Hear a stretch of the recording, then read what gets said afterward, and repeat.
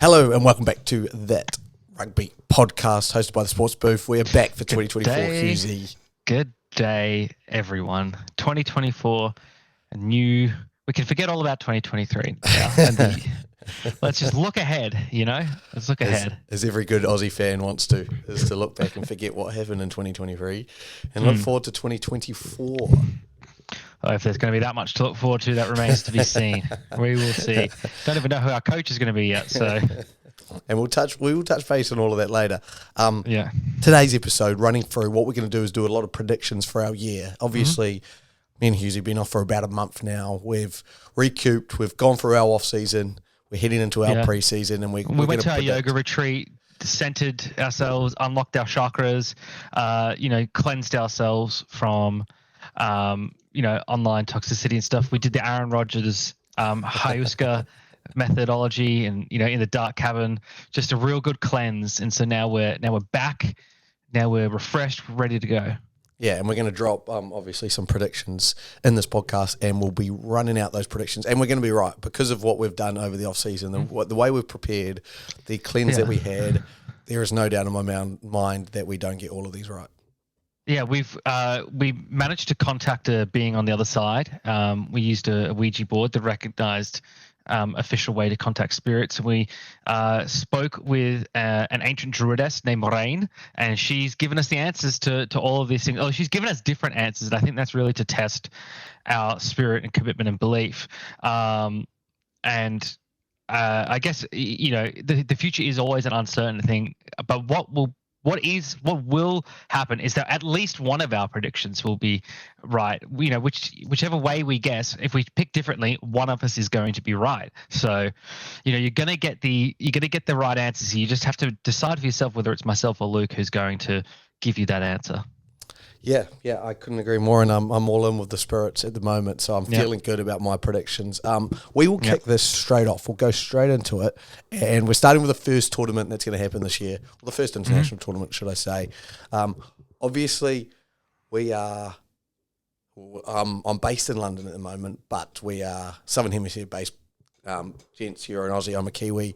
So we're more Super Rugby based. Obviously, a lot of European competition still happening, but... Starting with the Six Nations, the first international competition. Hughesy, who have you got taking that out?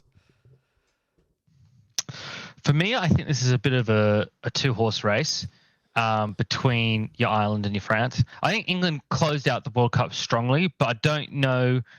I think they had an easier time of the brackets. Let's be real. I think if they'd come up against an Ireland or a France, Ireland would have broken their quarterfinals curse. For me, though, I don't know. I feel like it's going to be France this year. I feel like they've probably got a bit of a fire in them from hosting the home World Cup and not making it past the quarters, DuPont shattering his face as he did. Whereas I think the Irish are a bit more deflated because the Irish have sort of been like...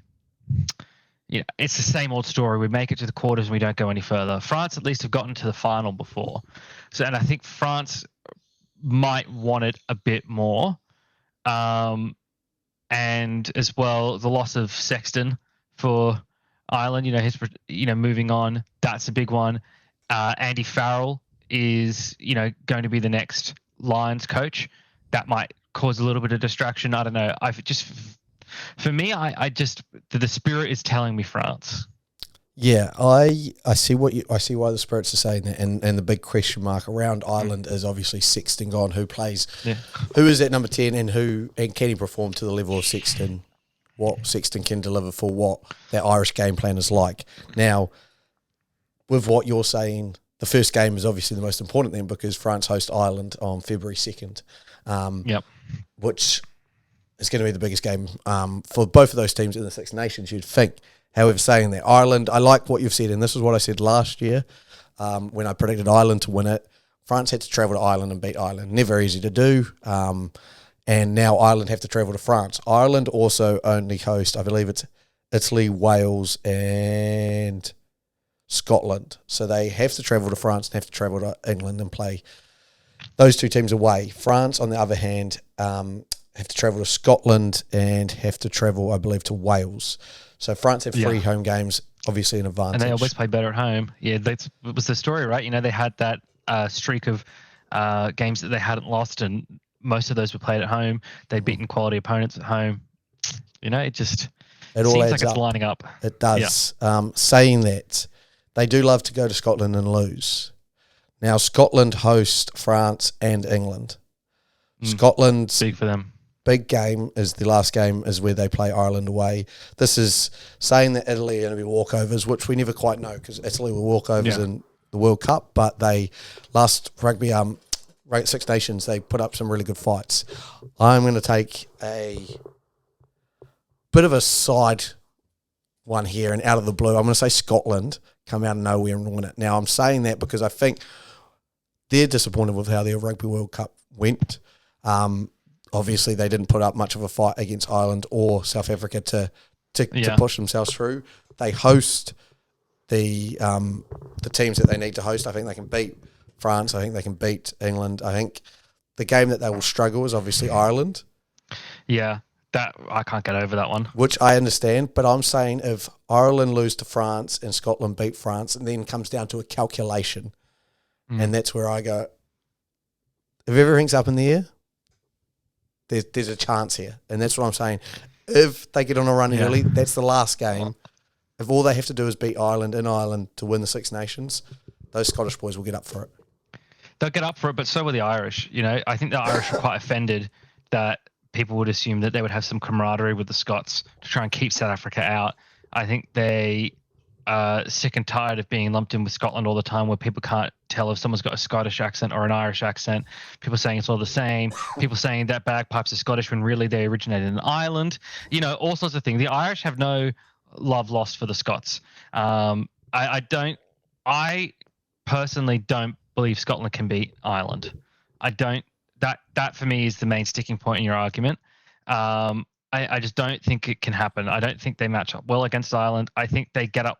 I think the Irish get up more for the Scottish, and the Scottish get up for the Irish, and the Scottish really get up for the English. The fact that the Irish is the last game, they would have had to have played some pretty magnificent games before that to get into a position to be consideration for number one. And I don't know if there'll be enough gas in the tank for it. I mean, this is what the spirits told me it's not happening. Well, the spirits told me there's a chance. Yeah. So there we go. That's our Six Nations winners. Let's move on to the Southern Hemisphere competition where we have the Rugby Championship winners. Now, I'll start us off. I'll kick us off here. Now, I got this wrong in one of the videos I got because I thought New Zealand were hosting South Africa for 2 games, but New Zealand actually goes back to South Africa for 2 games. And it's kind of worked out awkwardly because obviously World Cup year, there was only 1 game, so South Africa only travelled once to New Zealand. And then the year before that, we travelled twice. Well, we played South Africa twice, so they're doing it where you play them 2 weeks in a row in their country. So it means that we travelled to South Africa, we host Argentina, you travel to Argentina, host South Africa.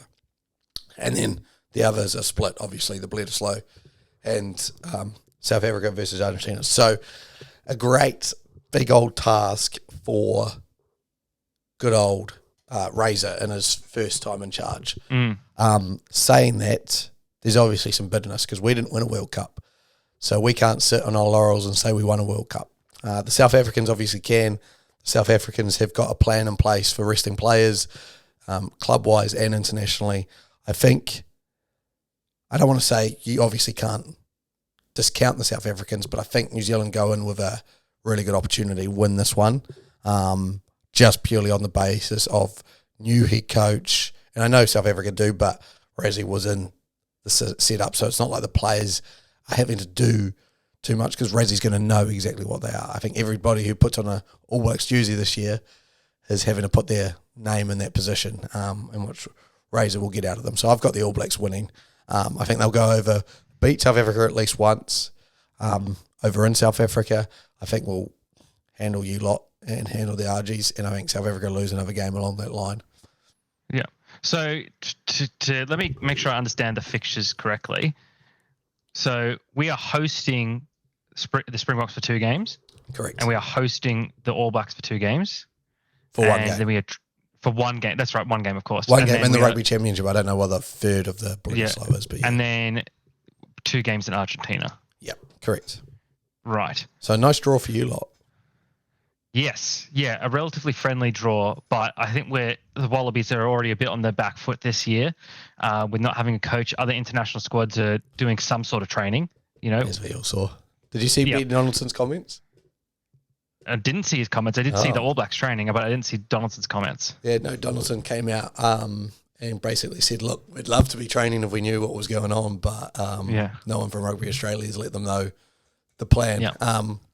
So that's interesting. Yeah, which, not a good sign. Not a great start, but I think there's been so much. The timing of everything has been really unfortunate with it being the end of the year. Christmas, New Year's, everyone's going away.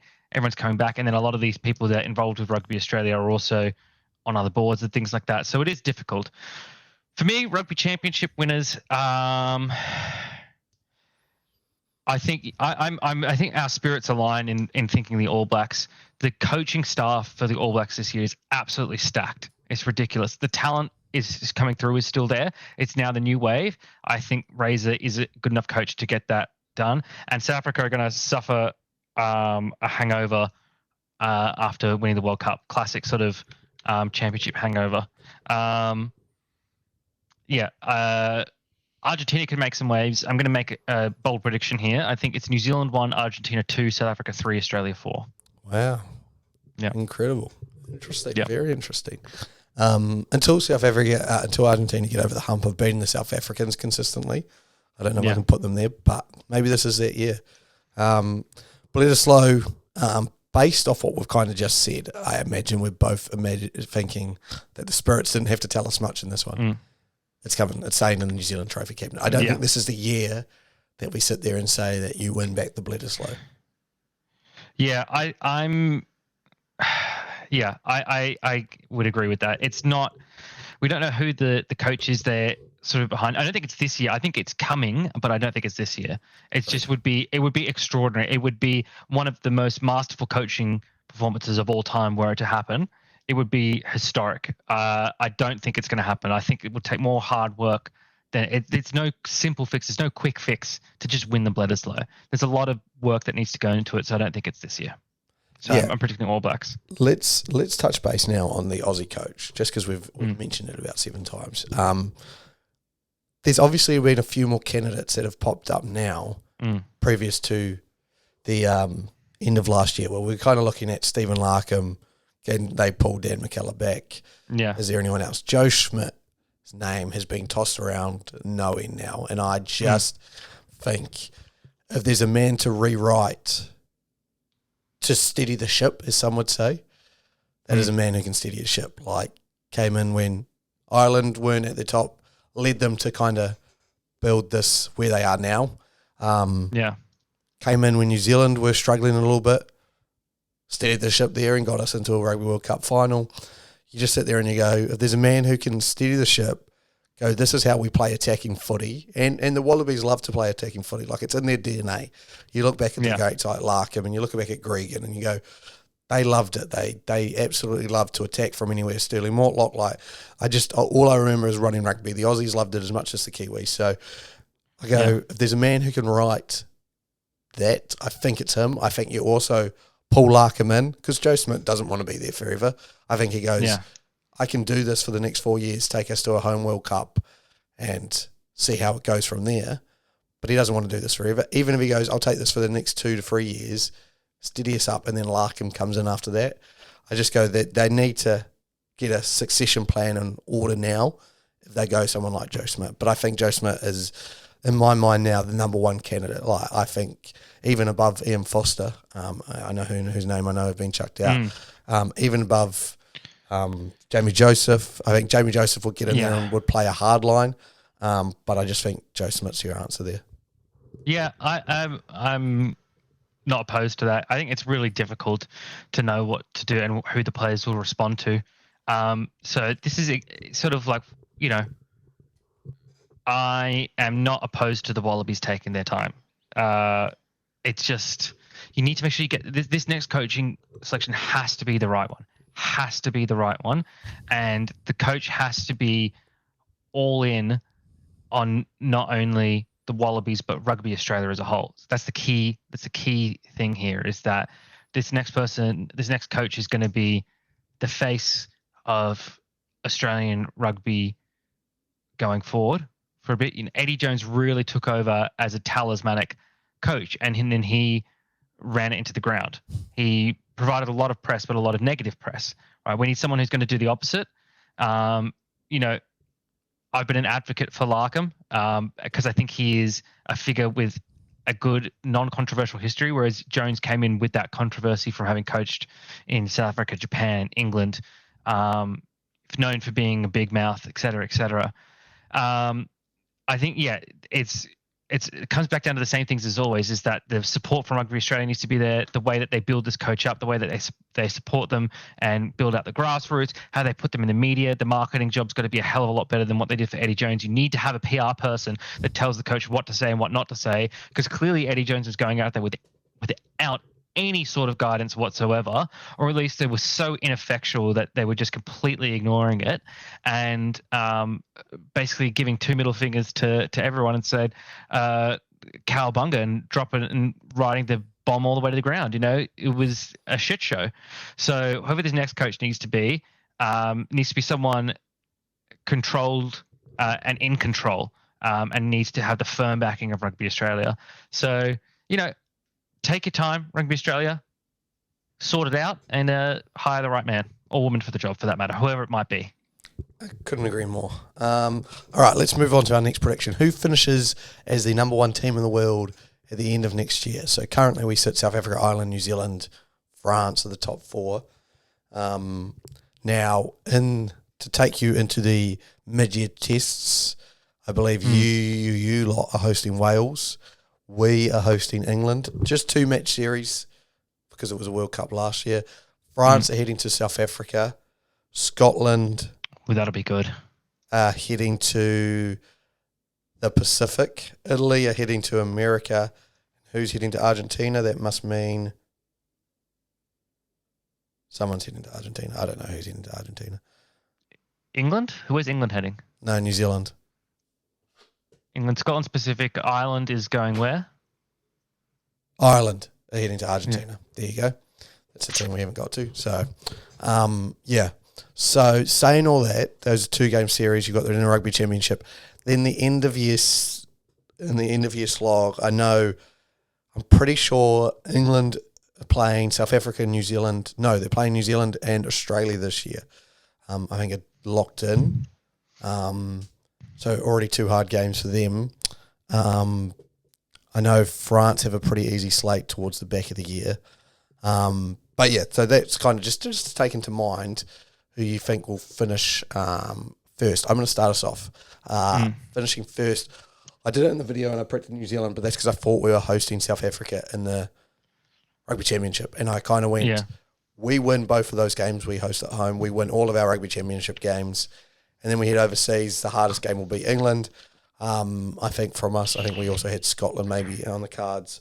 So I imagined us maybe potentially losing one game, dropping a game to Aussie somewhere, dropping a game to England over there, even potentially going undefeated in Razor's first season, which would be a dream come true.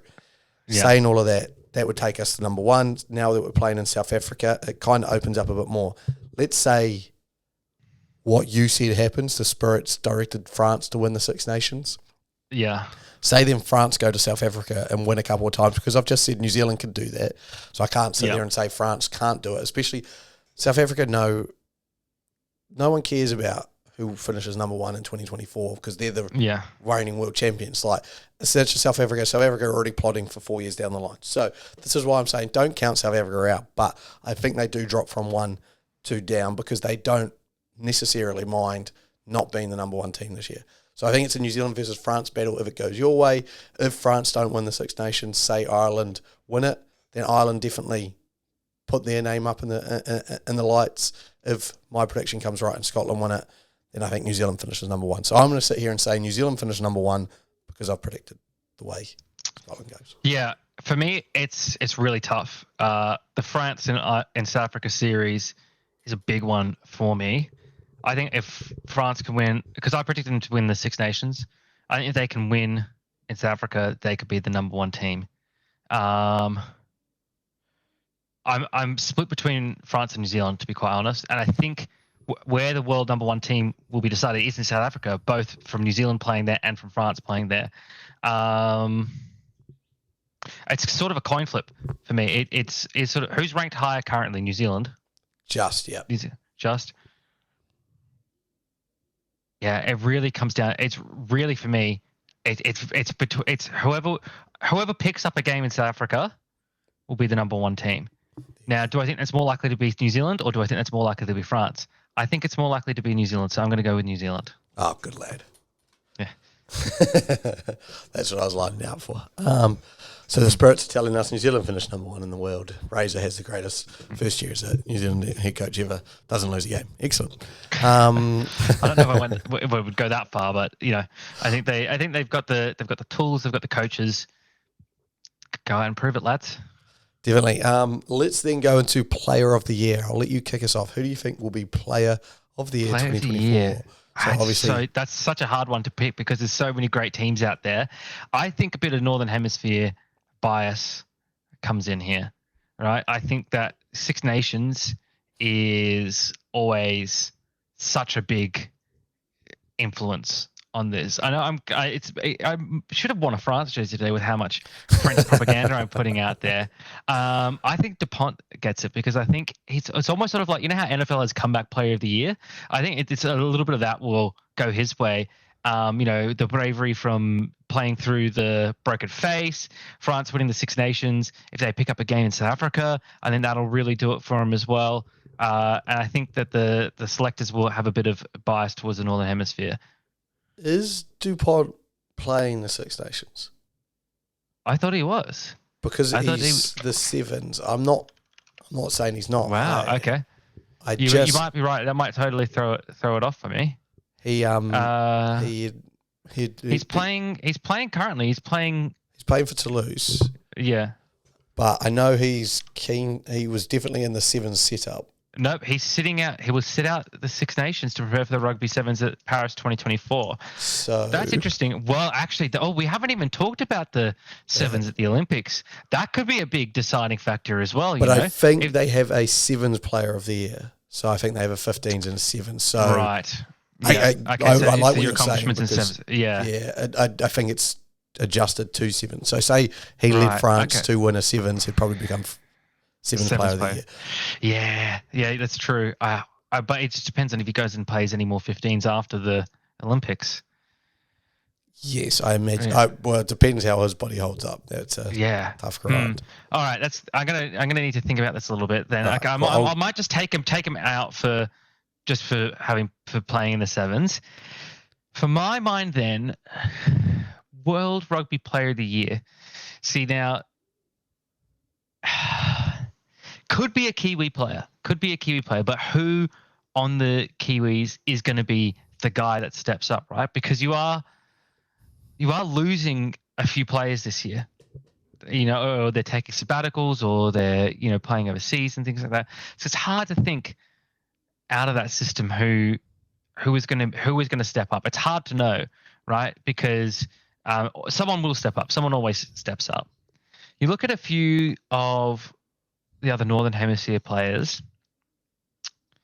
God, Finn Russell, maybe he's a name that comes to mind. It depends on how they do.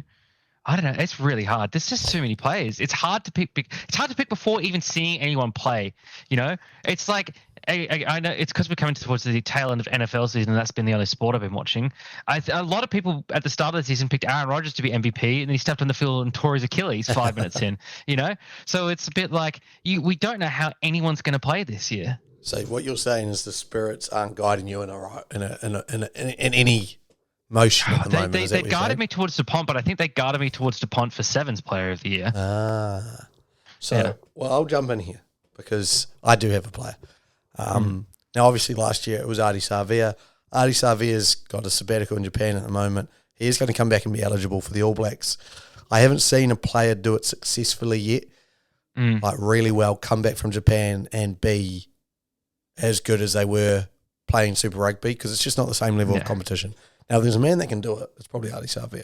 And I'm not one to doubt that Ardie Savea could do it. But I've actually got another player in mind. At the moment, and we're going to touch base on this later, New Zealand Rugby can't select from overseas players. So Richie Mo'unga is off our list.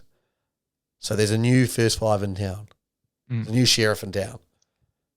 And that's Damian McKenzie. I was about to say, it's a smile, isn't it? Yeah. He's electric. He is a poster boy. He had a really good season for the Chiefs last year, came into his own. You could see him there with Razor in charge and him probably wearing our number 10 jersey. I just think he has one of the craziest years ever. I think he's going to rip teams up. I think he's going to score a lot of tries.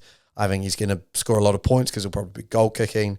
I just go, there's a man that you know, Razor could just have a little bit, I've been working with Richie, but this kid, he's the white version of Richie, if there's no other way to put it. Like, they both play very similar styles. They're electric on the field. I would even go to the step that Richie's a better game manager than Damian McKenzie, but Damian's more electric than Richie, which is big to say. So, I see Razor teaching D-Mac how to manage games. I say, if everything I've said right now, the All Blacks go undefeated this year, it won't not be an All Black.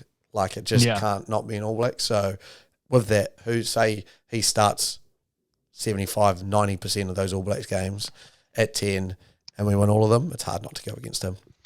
For me, I was thinking of an All Black back as well. I think if the All Blacks go undefeated, unless, you know, I guess Ardie Savea stuck out in the All Blacks forward pack as a champion amongst champions, I guess.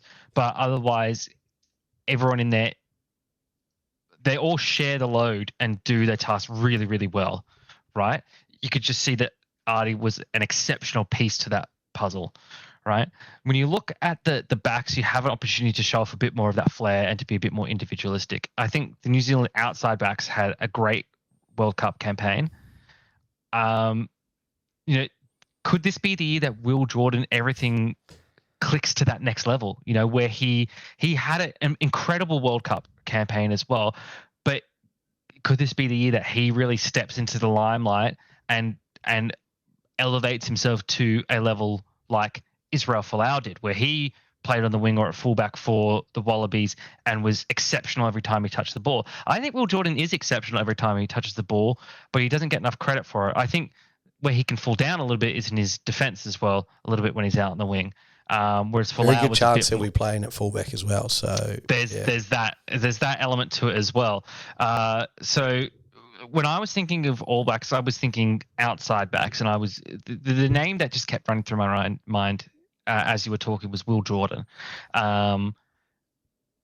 You know, fullback is his position he plays for the Crusaders. I feel like that might be his more natural position as well. If he can make that move into the All Blacks, trade with Razor coming in, he's seen what Will Jordan can do at fullback.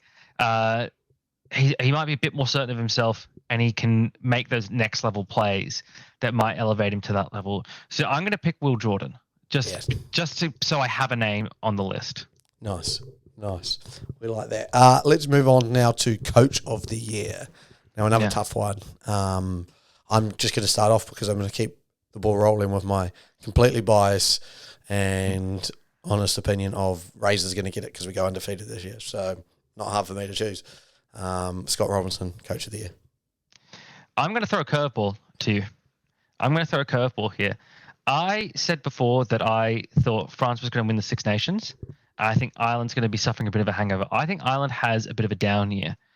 I think England comes second in the Six Nations, and I think they have a strong 2024. I feel like the players have really responded to Borthwick's messages. I feel like that England have the chance to do some damage this year. I feel like there's been a little bit of a reset after the Eddie Jones hangover.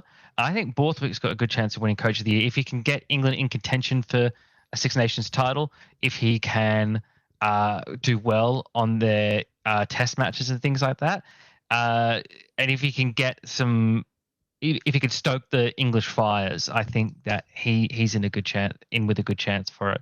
I mean, I think at the end of the day, whichever team ends up number one will, if it's the All Blacks, I think it'll likely be Razor, right? Mhm. But I think if Borthwick can get England looking like a top 4, top 5 team, I think he'd be up there for his sort of revival of that program. Yeah, I actually like that pick as well. And they've got a really tough year. So if he does, as you said, second in the Six Nations, wins enough games and loses against a tough schedule, there's no reason he couldn't. Breakthrough Player of the Year, Hughesy. Who have you got? I'm going to go for an Aussie here. I think he was really unfortunate to miss the World Cup with injury, suffered during the World Cup training. Max Jorgensen. I think Max Jorgensen finally gets his shot in Wallabies Gold, and I think he provides a spark that will see Australia compete in some games, maybe not close them out, but I think he will come through and will show what Australia have been talking about when they say this kid is the next big thing for Australian rugby. So I'm going to go with Maxi J. Yeah, good call. I'm going to go in a slightly different direction, and I'm just making sure. I don't believe he has. No, cool. So he hasn't played for France team yet, and I'm about to say the most French name ever, but it's Posolo Tuilangi. Yeah. So the son of Henry Tuilangi. As you know, all the Tuilangis are probably the scariest people in the world, especially Henry. Manu Tuilangi, obviously the England centre, recently retired. His uncle. This kid's 19. He's 6'4", 4.5", and he weighs 150 kilos, and he's a lot. Jesus Christ. He was part of that French under-20 side that just swept past everyone last year. He'll get a shot in a French jersey this year. They'll want him in that French jersey. I imagine with the retirement of, I forgot his name, forgot his last name, one of the reserve locks, I think they'll put him in there. I think he'll get some serious game time. And he makes grown men look like boys with the way he tackles them and the size he is. So watch out for him. I think they put him in there early. I think they want to get him game time. I think he has a couple of standout moments that you just go, holy shit, like how is this kid 19? How is this kid 20 doing that? And he's one of those ones because, again, he's very French. He's been living in France since he was 3 years old. So it's not like he isn't French, but he's a standout because Samoan, last name. So it's a standout already. Like, who's this Tuilangi playing for France all of a sudden? You've had the Tuilangis in Samoa, Tuilangis in England, all of a sudden Tuilangi in France. And so it's already going to stand out. And the way he plays is very old school, very Tuilangi-like, runs hard, tackles harder. I think his name gets chucked up in the lights. Could very well be. Story of the year. Would you like to start, mate? Yeah. I think there's going to be a couple of really good stories this year. I think the Olympics is going to be a big one. I think the winner of the Olympics is going to be a really big story. But I don't know if it will be story of the year. I think story of the year will be the selection of the Australian coach. So I think it's going to happen early. I don't think anything else that happens for the rest of the year will match it because it is going to be such a media circus. I think it is going to be such a heavily scrutinized selection. I think every micro action of who the coach is going to be analyzed and reanalyzed. His selections are going to be analyzed. I think that is going to be the story of the year. That'll be the thing that it's focused on most. When we look back at 2023, what was the story of 2023? Eddie Jones, in a negative way, right? From the time he was hired to the time he was fired, right? It was all Eddie this, Eddie that. I think the media have picked up on the fact, both in Australia and New Zealand and South Africa, and even within Argentina, within the Southern Hemisphere, you can really scrutinize the Australian coach, right? It has become a position of vulnerability. It's become a position of media attention, which can be a good thing if you get the right coach. So I think the Australian coach will be the story of the year. Yeah, I rate that as well. My story of the year actually is talking about a former Australian coach, and Eddie Jones, because I think what he's going to do with Japan now, Obviously, he's had a gut punch. Like, for his legacy, Eddie doesn't like the fact that what happened in Aussie. Like, Eddie's a man of pride. We all know that. He's a man of pride. He's a man of ego. He loves it. He will not like what happened in Australia and to his legacy. He will not like what happened, obviously, to his nation. But it happened. We all know it happened. It was a circus, as you've mentioned. So I think story of the year is going to be the Eddie Jones circus continues. Now, the Spirits have mentioned a few things to me. Is this going to be a good circus? Are you going to go there? Are you going to pay your $10 and enjoy the Eddie Jones circus in Japan? I think that's the case. I think it's going to be a really good circus. I think he's going to get the Japanese working again. He's going to get Japan to get a couple of key results. Look, I don't know. I'm not sitting here saying I know who Japan plays. I'm pretty sure they play the All Blacks. They're not beating the All Blacks. But I think he gets them to beat a few teams where, the past couple of years, as good as Japan is now one of those top-tier teams, but they haven't beaten anyone of note. I think Eddie Jones delivers a win for them, and I think it's going to be the story of the year that just keeps giving. I think you're going to be like, Eddie Jones will pop out with a couple of comments here, and you'll be like, remember that time last year in Aussie where he said the same thing? But it's actually going to roll on because I think he's going to get a lot more buy-in. I think he's got a lot less expectations here in Japan and there in Japan than when he was in Aussie. So I think that is story of the year. It's going to continue. What it was last year, as you said, was Eddie Jones. I think it continues on this year. I don't think that story dies anytime soon. Yeah. Final prediction. Well, that actually is a good lead into my bold prediction. My bold prediction is about Eddie Jones, and that's that he doesn't win a single game in 2024. Maybe that's you think the circus is ending. Mate, I think you made a really good comment last year, which stuck with me. And watching the games, I felt it to be more and more true. And that is that the game of rugby has passed Eddie Jones by. That his style of coaching, his thoughts about the game, are outdated now. Right? We saw it happen with England. A few years were going by and it was the same thing and it wasn't working. He came to Australia, tried to apply those ideas, just flat out didn't work. I think they're going to try it with Japan and the players, in England, they covered up the scars pretty well. In Australia, they didn't cover them up so well. And in Japan, they're not going to cover them up at all. I think the game has passed him by. I think they will not win a single game this year and he will be on the hot seat by the end of the year, if not fired. Yeah, I like that. I like that a lot. So I mentioned earlier my already kind of out there prediction for the Six Nation winner was Scotland. So my bold prediction is Scotland finishes a top 3 team. Wow, Gregor Townsend. And he would have been my probably coach of the year if I don't have Razor winning at all. But I'm saying that hey, they win that, they then have some easy games in the Pacific. I say easy, like brutal games, but they tour the Pacific. They beat a Fiji and a Samoa, which is ticking boxes. Then they say they go and win every game. But I'm not sure if they're playing New Zealand, but I don't remember playing Scotland for a while, so maybe we are. Say they win every game this year, bar the New Zealand game.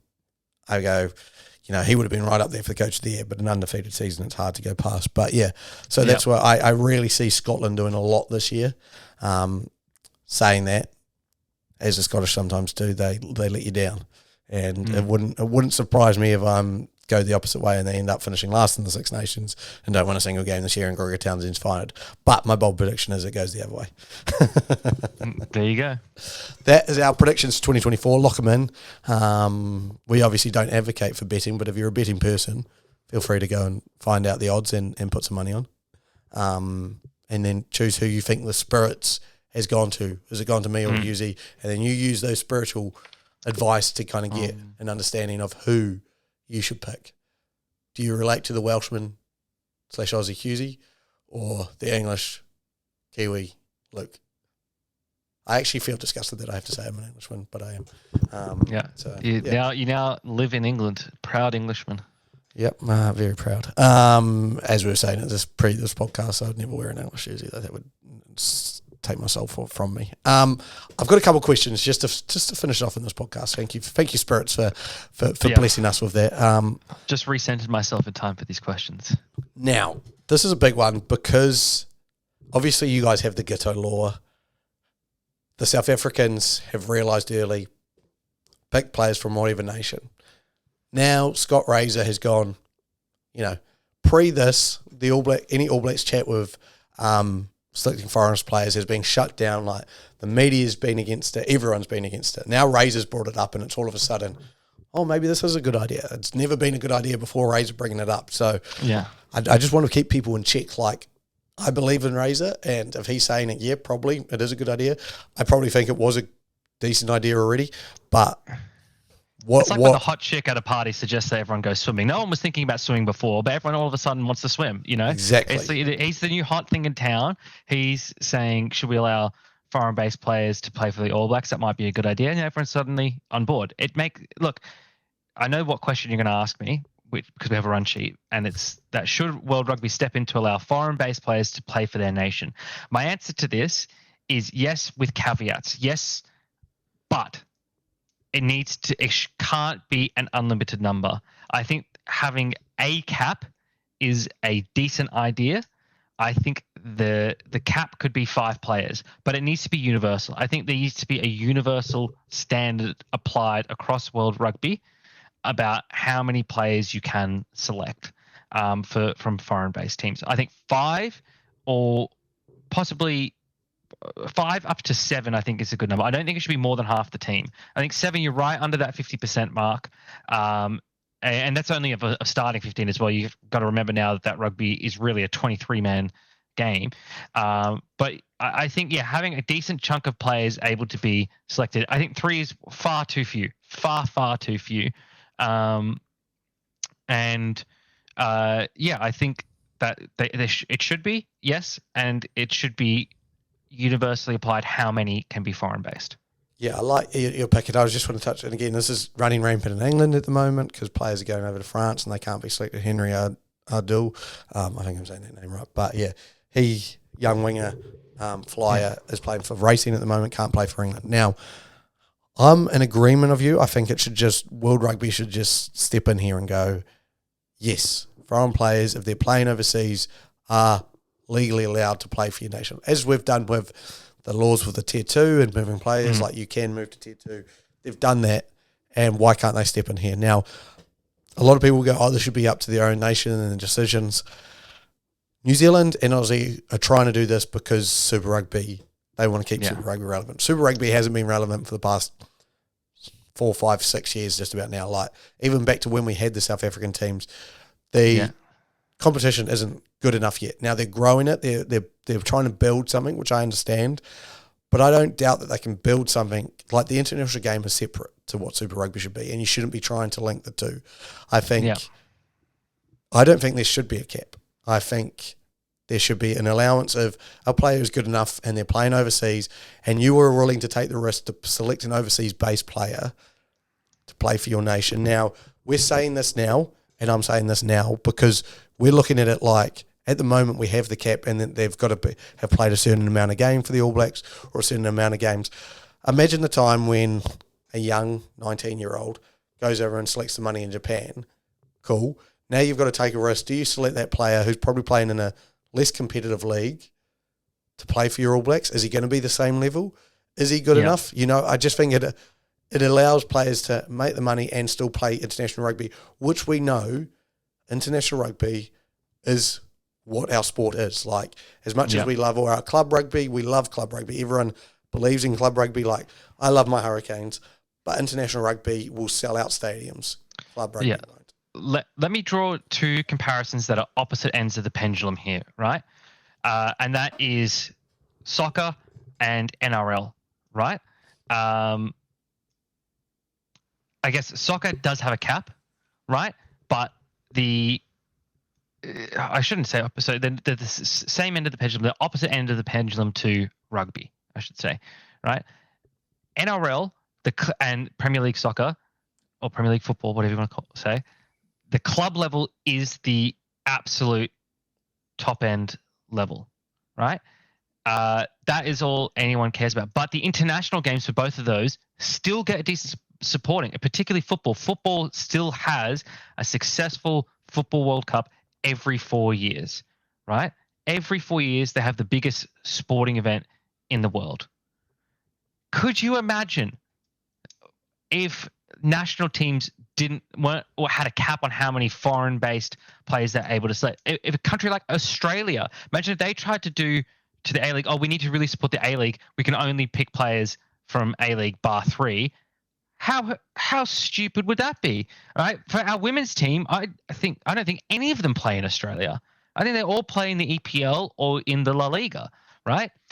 You look at NRL, the international game is not as big. It still gets some support, but club level is everything, right? But when we have those international games, the countries like your Lebanons, right, which don't have very many players, or your Maltas, they need to select players from the NRL. If they only pick players that played in their country, they wouldn't have any players, right?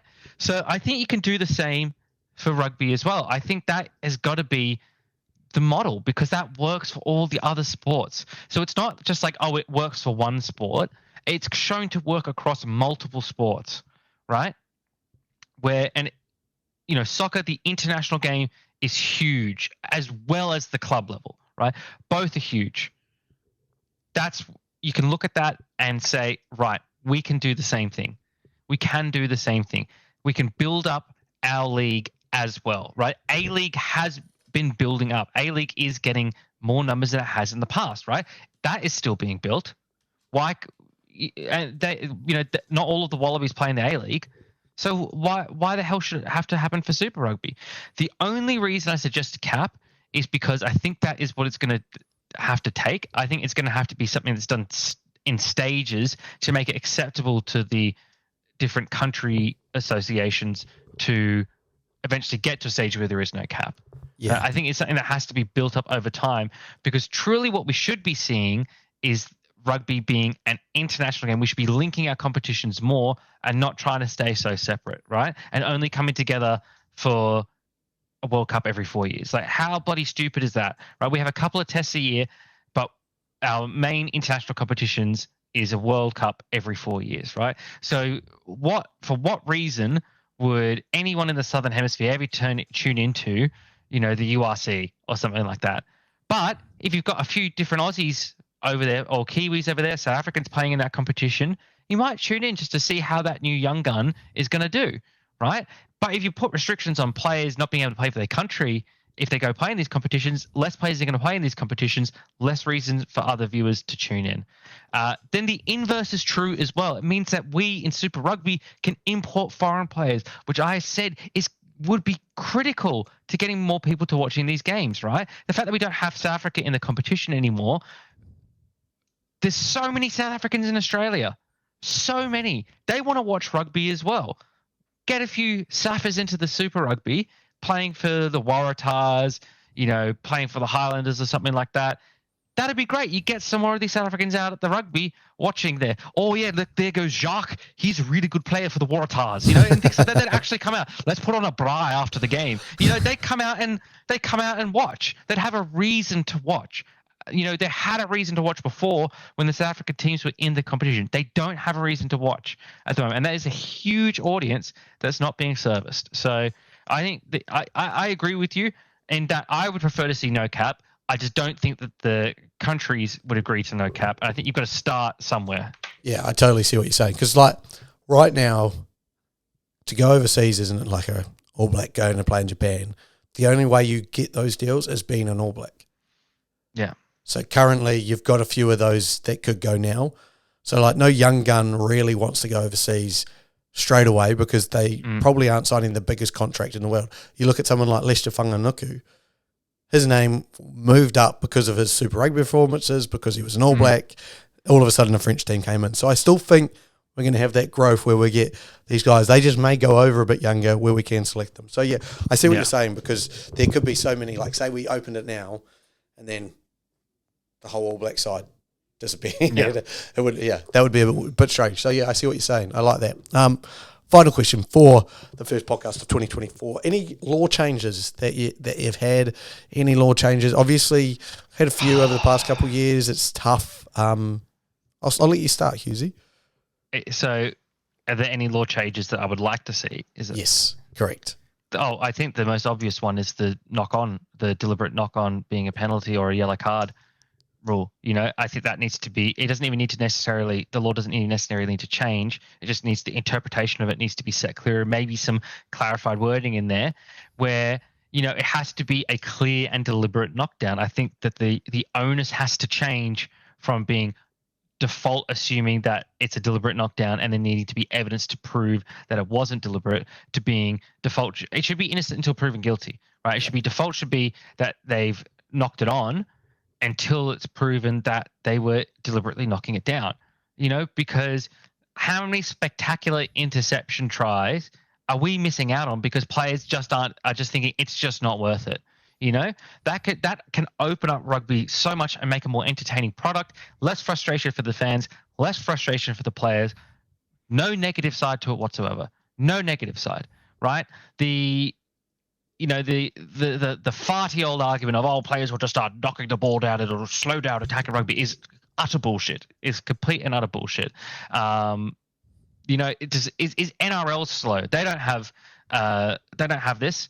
Right, they got lots of interception attempts in there. How many times do you see people deliberately knocking it down and slowing down NRL? I would say, NRL is a bit more of an exciting product than rugby is at the moment. So, change that law ASAP, or I'll chuck a Rubik's Cube through the World Rugby headquarters windows. Fair enough. Yeah, I like that. I like that a lot. And I always get it. And when it happened in my game on the weekend, there's no rule for a deliberate knockback. So, as the team we were playing was making a break, our winger did a good job, got in the passing lane and just slapped the ball backwards. And it's like, that's not a penalty. But if you do that, I'm all for, as you said, go for the intercept, it is. And if you're a skilled enough offense attack, you should be able to beat them without them getting in the way. So I totally agree with you. The only law I would change, and it's just a slight adaptation, I hate the law at the moment where if a kick goes into the in goal, it's now a dropout because it rewards shit kicking. I love that held up is a dropout. I think, yes, that gets the game moving. We get the ball back in play. We don't have another scrum. I don't know what the rule should be, but I think at least a 22. If you put in a kick from your 50 and it just rolls into the goal line, they put the ball down, you've got to do a dropout.